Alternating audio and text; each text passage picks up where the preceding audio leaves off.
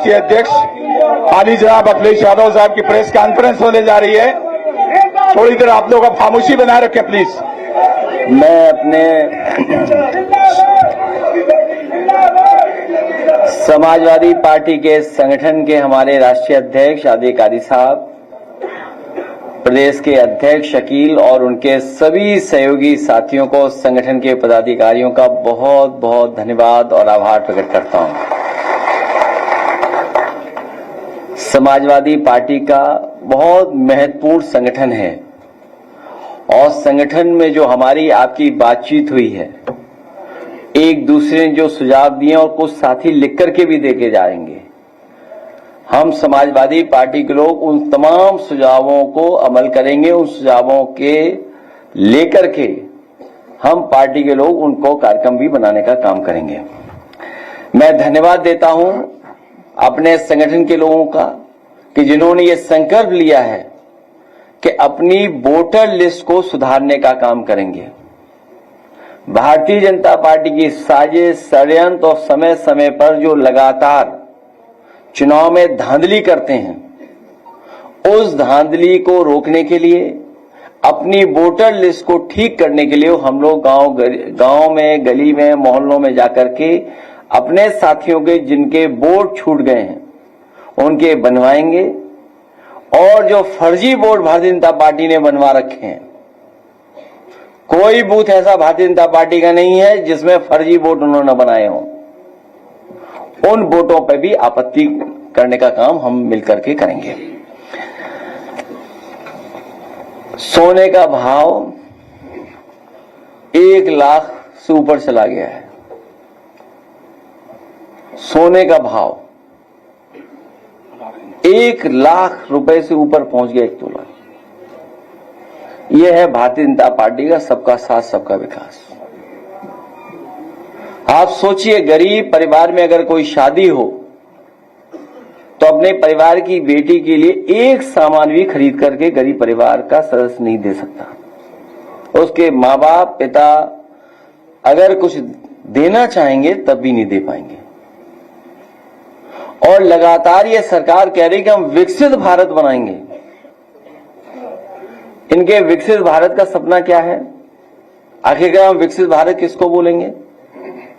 क्या विकसित भारत यही है कि जहां पर गरीब अपनी बेटी की भी शादी नहीं कर पा रहा है, न करा पा रहा है? क्या विकसित भारत में यही महंगाई होगी, मुनाफा इतना ही लोग कमाएंगे? विकसित भारत में यही इतना ही भ्रष्टाचार होगा? आखिरकार भारतीय जनता पार्टी का विकसित भारत का सपना क्या है? यही सपना है क्या उनका?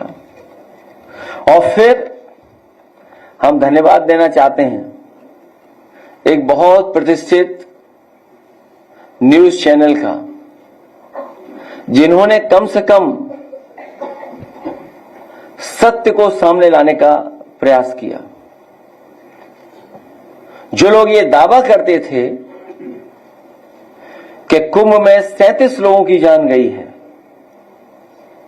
अब तो वो आंकड़े आ गए हैं 82 के। और सरकार अभी भी छिपा रही होगी, अभी भी सच्चाई नहीं सामने आई है। और सरकार क्या कर रही थी? मुआवजा न देना पड़े इसलिए आंकड़े छिपाना,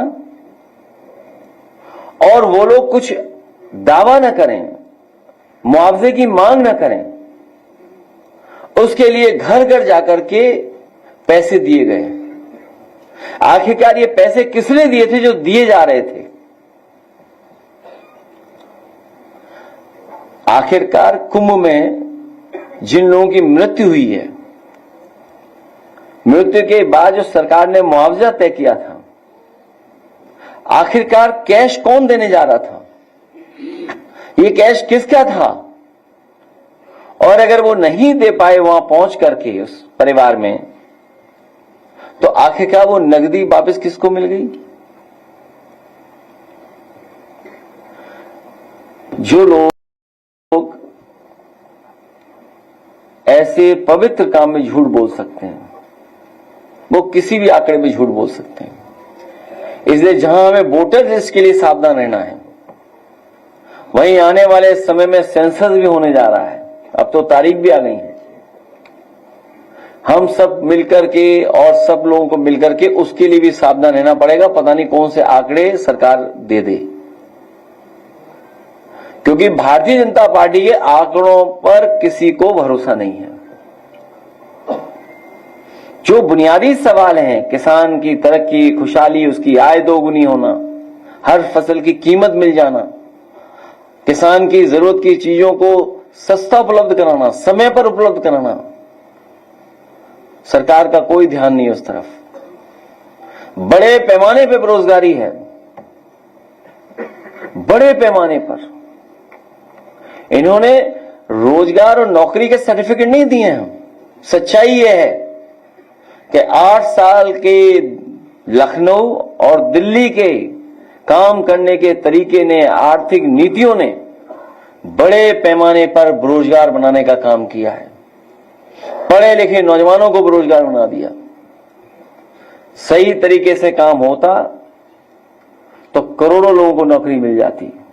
और अपना ही घोषणा पत्र अगर ये बार बार पढ़ते तो लाखों का आंकड़ा नहीं देना पड़ता, करोड़ों का आंकड़ा देती है। इसलिए भारतीय जनता पार्टी की हर बात झूठी है। मैं सभी अल्पसंख्यक सभा के सदस्यों का, राष्ट्रीय अध्यक्ष जी का, प्रदेश अध्यक्ष जी का, उनके साथ है उस संगठन के लोगों का और उनके साथ जितने भी संगठन में लोग काम कर रहे हैं उनका मैं बहुत बहुत धन्यवाद और आभार प्रकट करता हूं। बहराइच के साथ बहराइच के मेले पर भी प्रतिबंध लगाया गया, उसके बाद बाराबंकी और अयोध्या के मेले पर भी प्रतिबंध लगाया गया, अनुमति नहीं दी गई। दूसरा सवाल ये है सर कि सरकार ने वक्फ कानून को लाया, लेकिन उत्तर प्रदेश वक्फ बोर्ड में अभी तक चुनाव नहीं हो सके, जिसमें 2 MLA और 2 MP जाते हैं। 2022 से अब तक चुनाव नहीं हुए, पिछले 2 महीने से CO चार्ज नहीं है। प्रदेश भर के लोगों को परेशानी हो रही है। भारतीय जनता पार्टी और उनकी सरकार नफरत को बढ़ाने का काम करेंगे। जो परंपरागत हमारे मिली जुली संस्कृति का, हमारे जो आपसी मेल के स्थान या मेले, उनको जानबूझ करके रोकना चाहती है। कारोबार हमें जोड़ता है, मेला हमें जोड़ता है। ये कारोबार के खिलाफ लोग हैं, खुशियों के खिलाफ लोग हैं। मेले में क्या है, मिठाई खाने लोग जाते हैं, थोड़ा कारोबार करते हैं गरीब के लोग, झूला झूलते हैं। यानी क्या लेना देना झूला झूलने से? कोई मेला ऐसा नहीं होता जहां पर झूला न लगता हो, मिठाई ना मेले में हो। और गरीब लोगों का मेला होता है, मिलने का स्थान होता है, कारोबार का स्थान होता है, और हजारों साल से लगे हुए मेले जहां एकता का संदेश जाता है, मिलकर के रहते हैं लोग, जहां पर एक दूसरे के प्रति सम्मान बढ़ता है, एक दूसरे से जुड़ने का मौका मिलता है, उस हर चीज से भारतीय जनता पार्टी के खिलाफ है। इसीलिए मैंने सवाल पूछा कि जो 37 का आंकड़ा बता रहे थे अब 82 का आंकड़ा हो गया है। अगर हमारे ये सब पत्रकार निकल पड़े जिस तरीके से उस बड़ी संस्था ने, प्रतिष्ठित संस्था ने रिसर्च करके, समय लगा करके, रिस्क लेकर के ये आंकड़े सामने लाने का काम किया है, अगर ये हमारे साथी भी निकल पड़े तो सरकार की पूरी पोल खुल जाएगी। सरकार कहीं मुंह दिखाने लायक नहीं बचेगी। ये कैश आया कहां से जो दिया जा रहा था? हमारे बहुत सारे साथियों पे जांच हो जाती है, आप पे भी कईयों पे छापा पड़ जाता है। ये कैश आया कहां से? और जिनमें वो कैश वितरित हो पाया है, जहां मान लीजिए वितरित नहीं हो पाया, वो कैश वापस गया किसके हाथ में? नकदी कैश आप दे कैसे सकते हैं? किस नियम के तहत आप नकदी दे रहे हैं? नकदी देने का निर्णय किस नियम के तहत हुआ है? नकदी का वितरण किसके आदेश पर हुआ है? वितरण तो बताया, भूल जाइए कि वितरण क्या हुआ, चलो किसी को कुछ पहुंचा। आखिर किसके आदेश पर हुआ है? ये कौन है जो नकदी बंटवा रहा है? क्या नकदी बांटने में अनियमितताएं नहीं हुई होंगी? जो वापस आया होगा, जो देने गए वो अपनी जेब में रख लिया होगा। और मृत्यु के कारण भी नहीं बता रहे हैं लोग। आखिर क्यों सरकार कर रही? इन सवालों से सरकार क्यों बचना चाहती है?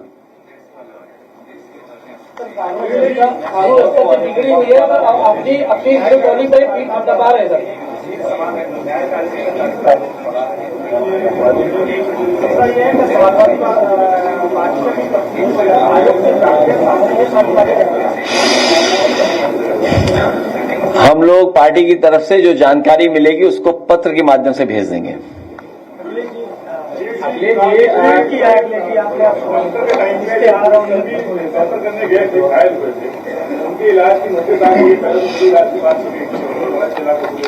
अगर इश्तहार में चित्र नहीं तो उन्होंने मित्र बदल दिया अपना। अखिलेश जी, आपकी सरकार में 50 संययुक्त जगह जगह हॉस्पिटल बनवाए गए थे, जो आज भी मतलब 4 साल होने जा रहे हैं, वो बंद पड़े हुए हैं। मतलब किसी भी तरीके से ना उसमें नियुक्तियां की जा रही हैं, ना मतलब जो मतलब वो इतनी शानदार बिल्डिंग बनी हुई है, लेकिन उसको बंदर तोड़ रहे हैं, मतलब टूट फूट हो रही है। किस विभाग के बारे में? वो शेर जो आपने पढ़ा था छलनी वाला जी, दोबारा पढ़ दो। ये इन्हें जवाब मिल जाएगा। एक दो जख्म नहीं, पूरा बदन है छलनी। जिसमें सारा एक दो जख्म नहीं, पूरा बदन है छलनी। जख्म बेचारा परेशान है, किधर से उठे। अब इन्हीं के शेर जोड़ो। हर विभाग इसी तरह है, हर विभाग ऐसा ही है। किस विभाग के बारे में बात करें बताओ? हर विभाग इसी तरह, हर विभाग ने काम रोका। आप सोचिए, आज बिजली का संकट है, थोड़ा बहुत बारिश हो गई, उसकी वजह से सरकार बच गई, लेकिन सरकार अभी प्राइवेटाइजेशन कर रही है। जो इंफ्रास्ट्रक्चर था जिसको और अच्छा करना चाहिए वो इंफ्रास्ट्रक्चर बर्बाद कर दिया। कहीं ट्रांसफार्मर फूक रहे हैं, कहीं लाइन कट जा रही है, पहुंच नहीं पा रही है। लोगों को कैसे जीवन यापन जी पा रहे थे इन गर्मी में, सोचिए आप। कोई बिजली बनाने का कारखाना नहीं लगाया। और अब सुनने में आ रहा है कि ग्रामीण और शहरी क्षेत्र में महंगी बिजली मिलने वाली है। और कई बार मैंने कहा और फिर कहता हूं मैं आपको, जब तक बिजली सस्ती नहीं होगी तब तक कोई भी उद्योग कारोबार उत्तर प्रदेश में नया नहीं आएगा। क्योंकि जिस समय सस्ती बिजली उत्तर प्रदेश में उद्योग लगाने के लिए होगी, कारोबार लगाने के लिए होगी, उस समय वो कारोबारी उद्योगपति दूसरे प्रदेश के लोगों से कंपटीशन कर पाएगा। आप बताइए बिजली कहां पहुंचा दी, कितनी महंगी। हर चीज पर पैसा वसूल रही सरकार, और जो बिजली विभाग मुनाफे में था वो कहां पहुंच गया बताओ आप। और एक भी बिजली का कारखाना लगाया हो तो बताओ। आप साथियों से पूछता हूं कि जो बिजली के कारखाने का उद्घाटन किया था, क्या बीजेपी का लगवाया हुआ था क्या, या बीजेपी ने शुरू किया था? समाजवादियों का शुरू किया गया कारखाने था, उसका उद्घाटन हुआ, उसी की वजह से आज बिजली मिल रही है। स्वास्थ्य विभाग का तो हाल ही जाने क्या है। स्वास्थ्य विभाग में क्या हाल है, मेडिकल कॉलेजेस का क्या हाल है। सुनने में आया है कि मेडिकल कॉलेज में निर्देश दिए गए हैं, निर्देश कि कोई भी एमबीबीएस स्टूडेंट फेल न किया जाए। अब आप सोचिए इसके पीछे क्या होगा, क्योंकि बच्चे शिकायत ना करें। जो पढ़ने जा रहे हैं मेडिकल कॉलेज में, वो मेडिकल कॉलेज में कोई भी इंफ्रास्ट्रक्चर नहीं है, प्रोफेसर नहीं है, असिस्टेंट प्रोफेसर नहीं है। अभी नए बच्चे आने जा रहे हैं एमबीबीएस के, क्या इंफ्रास्ट्रक्चर तैयार है बताइए आप। तो कौन से विभाग के बारे में बात करें। और कई विभाग तो ऐसे हैं बस चल रहे हैं। पानी की टंकी वाला विभाग तो पता ही है आपको, अभी कौन सा जून महीना चल रहा है, आज अखबार में खबर आ गई कि पानी की टंकी से पानी निकल रहा है, तो जुलाई तक गिर जाएगी। हर महीने गिरनी है टंकी, तो जून वाली तो गिर चुकी है, जुलाई वाली गिरेगी अभी। सिंचाई विभाग में भी कई पद रद्द कर दिए गए। अब ये सरकार ही रद्द होगी, जनता रद्द कर देगी इसको। उसके बाद उत्तराखंड में लगातार ये एक्सीडेंट हुए, लखनऊ में भी कल एक प्लेन लैंड किया, उसमें भी टेक्निकल ग्लिच का स्कोप निकला। पैसेंजर की सेफ्टी के अकाउंटेबिलिटी है।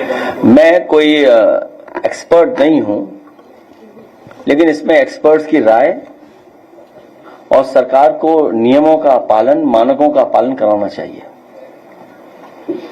क्योंकि रिस्क बहुत है इसमें। और आपने देखा, ये वो तस्वीरें देखी हैं जिस तरीके से क्रैश हुआ, और उत्तराखंड में कोई पहली बार क्रैश नहीं हुआ है। लगातार कुछ दिनों में कितने क्रैश हुए, कितने लोगों की जान गई है।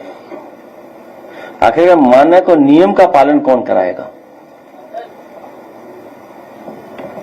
अभी डिपार्टमेंट में ट्रांसफर हुआ है, बहुत हो चुकी थी 2 साल पहले, उसका भी ट्रांसफर। ये कोई नई चीज सरकार में नहीं है। कल कम से कम इतनी बड़ी पुलिस आई थी, ये तो पता लगता है कि लापता अधिकारी कहाँ हैं। उस पर भी चर्चा हो जाती। 2017 से पहले बिना पर्ची, बिना जातिवाद या क्षेत्रवाद के भर्ती नहीं हुआ करती। कोई भी सरकार नियम के बाहर भर्ती नहीं कर सकती है।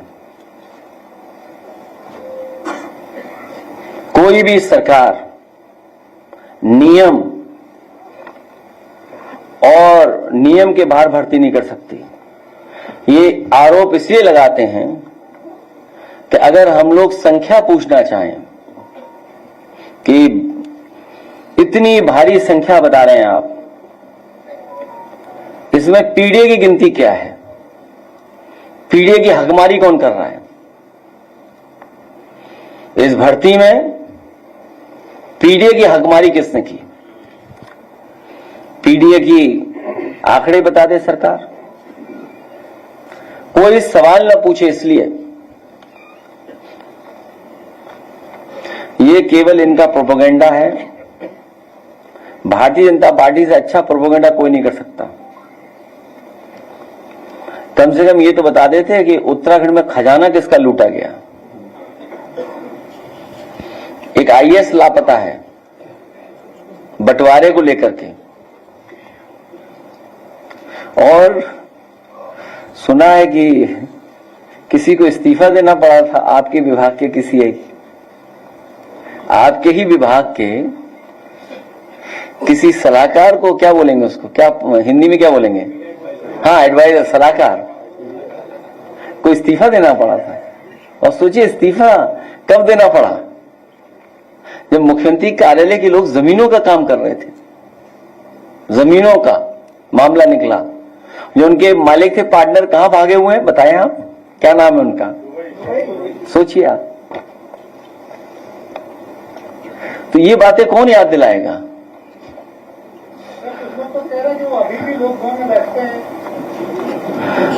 लोक भवन में तो कैसे कैसे लोग बैठते हैं, तुम्हें नहीं पता? जिन पर मुकदमे थे वो तक बैठते हैं।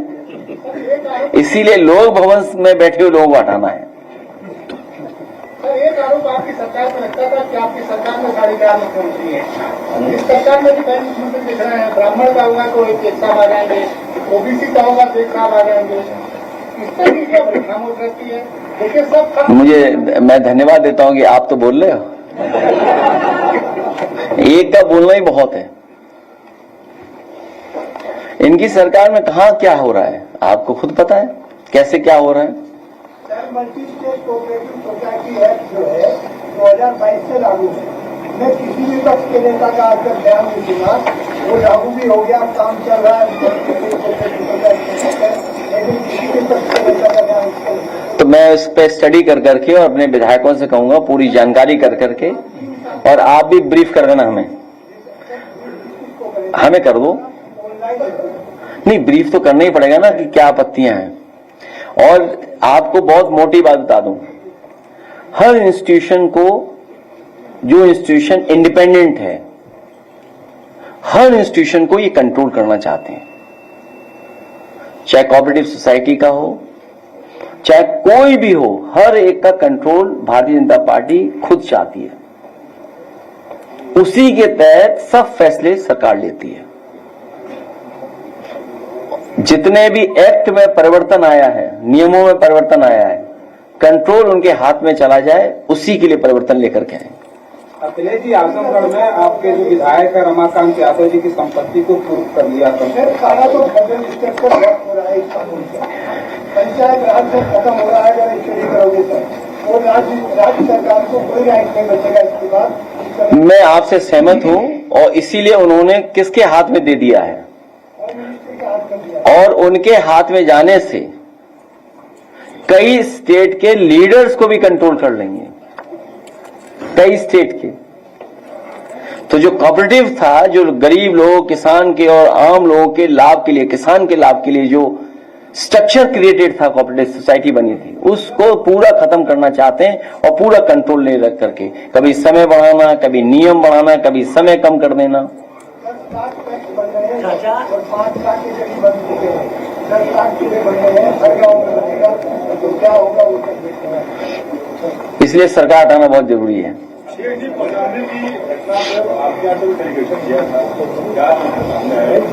न्याय मिलना चाहिए। सरकार और दोनों मुख्यमंत्री मिलकर के जातियों में झगड़ा करा रहे हैं और खासकर पिछड़े लोगों के साथ भेदभाव हो रहा है, बेटी के साथ भेदभाव हुआ है।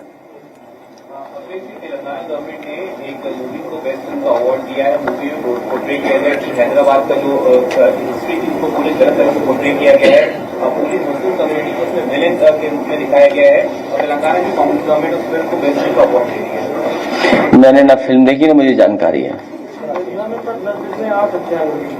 अखिलेश जी, फतेहपुर में आप समाजवादी पार्टी के नेता हैं सत्यप्रकाश यादव जी, उन पर मुकदमा दर्ज हुआ। हमारे फेसबुक पर कोई आप पोस्ट लिखती है के खिलाफ भी और एक कम्युनिटी के खिलाफ भी, उनको गिरफ्तार किया गया। आपको ऐसा नहीं लग रहा है कि सोशल मीडिया पर जो पोलिटिकल पार्टीज हैं जो राज कर रही है यहाँ पर आप उनके बीच में कड़वाहट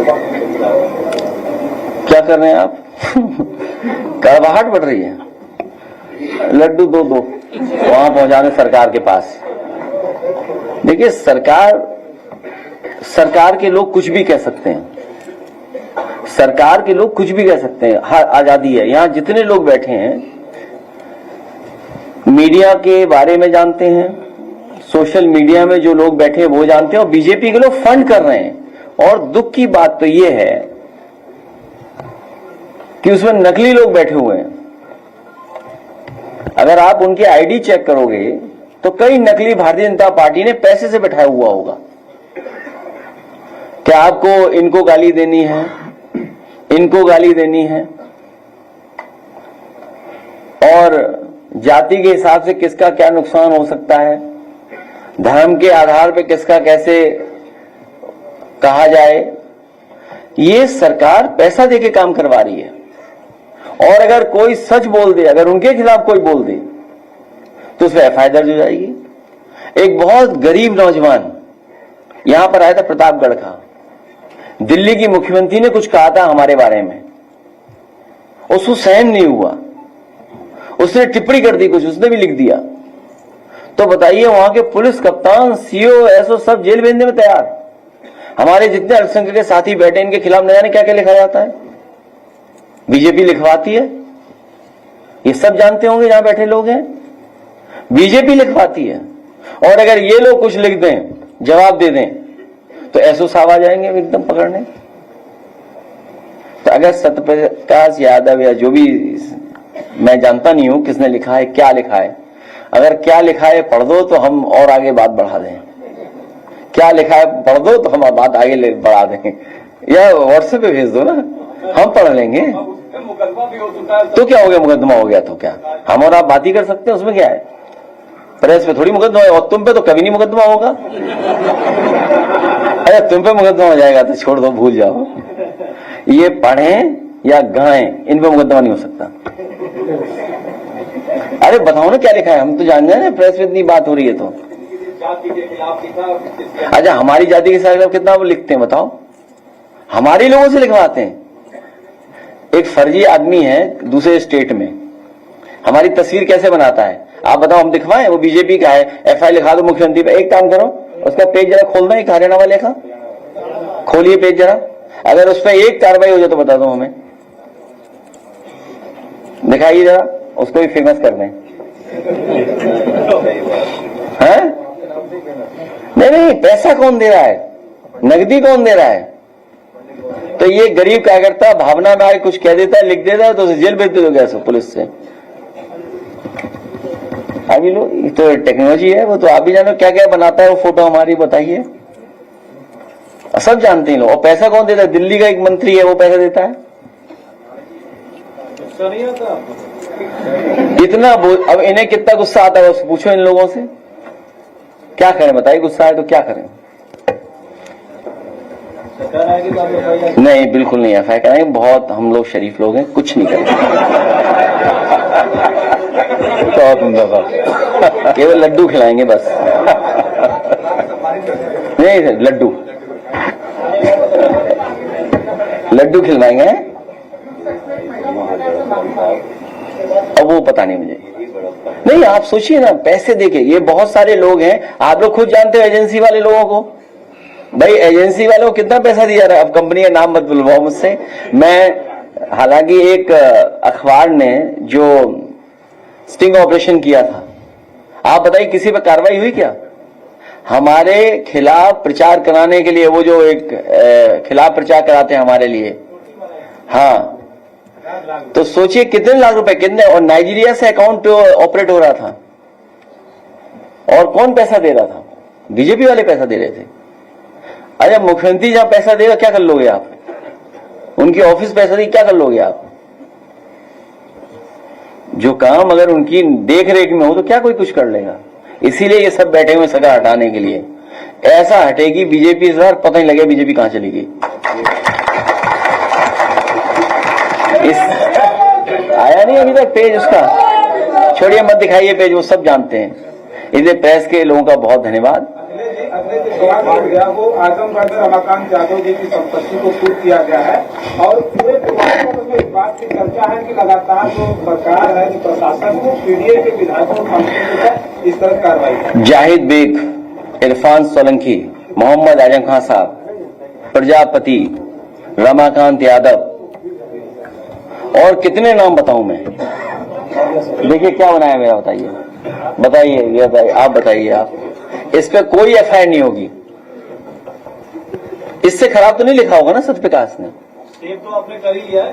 क्या चीज? आगे के लिए सेव तो कर ही लिया इसे। नहीं, ऐसा कुछ नहीं। सब हम भुलक्कड़ लोग हैं, सब भूल जाते हैं।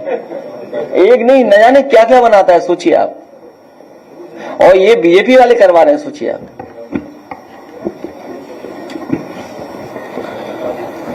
आप चैनल वाले तो लाहौर तक जिता दिया था, क्या कराची जिता दिया था? हैं? ये हैं चैनल वाले बैठे, तुमने कौन सा जिताया था बताना? अच्छा, ये कहां तक चले गए थे? नहीं, इनका चैनल कहां तक गया था? अच्छा, इस्लामाबाद चला गया था इनका चैनल। बताइए आप, हद कर दिया आपने, कितना अपमान करवाया देश का। बोलना नहीं चाहिए, लेकिन अब बता रहे हैं, अब क्या बता रहे हैं?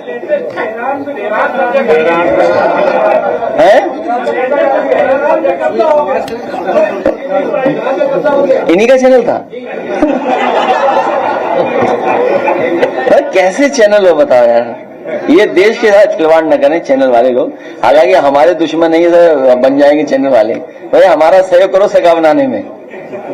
सर, उत्तर प्रदेश से जो मजदूर गए हैं इसराइल मजदूरी करने, सरकार ने भेजा, उनके सुरक्षा के लिए क्या परिमाण है? वॉर बंद होना चाहिए, वॉर बंद होना चाहिए। वॉर कहीं भी, हम वॉर के पक्ष में नहीं है।